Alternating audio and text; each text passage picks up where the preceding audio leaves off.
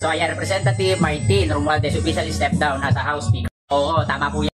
Nag-resign na nga po si Speaker Martin Romualdez. Hindi po sa dahilan na pinagre-resign siya ng mga anti-punjay at mga bobong DDS. Nag-resign po siya para harapin yung mga akusasyon yung hanggang ngayon ay akusasyon pa rin sa pagdadawit sa kanya ng korupsyon dito sa flood control. Yun po ang dahilan ng kanyang pagre-resign. Kaya wag na kayo mag-yaw-yaw-yaw dyan mga DDS. Daming yaw-yaw no. Sabi niyo noon mag-resign si Speaker. Tapos ngayon sasabihin niyo kaya nag-resign, tatakas. Kaya po nag-resign para harapin po yan. Hindi po yung katulad ng inyong sinusuportahan na hindi nagre-resign tapos hindi naharap sa kanyang mga kaso. At iniaasa pa ang hindi pagkatuloy ng trial ng impeachment sa kanyang mga alipores. So ngayon, mga alipores ni Sara at ng mga Duterte na senador ay involved sa korupsyon ng flood control. Well, ipapakilala ko nga po pala sa inyo ang bagong speaker. Yan po ang bagong speaker.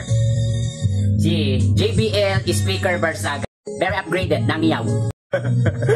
So ayan na, ulitin ko ha, ang pagre-resign po ni Martin Romualdez ay hindi para takasan yung mga akusasyon nyo. Kaya po siya nag-resign ay para harapin o mag-focus doon sa mga ibinibintang nyo sa kanya.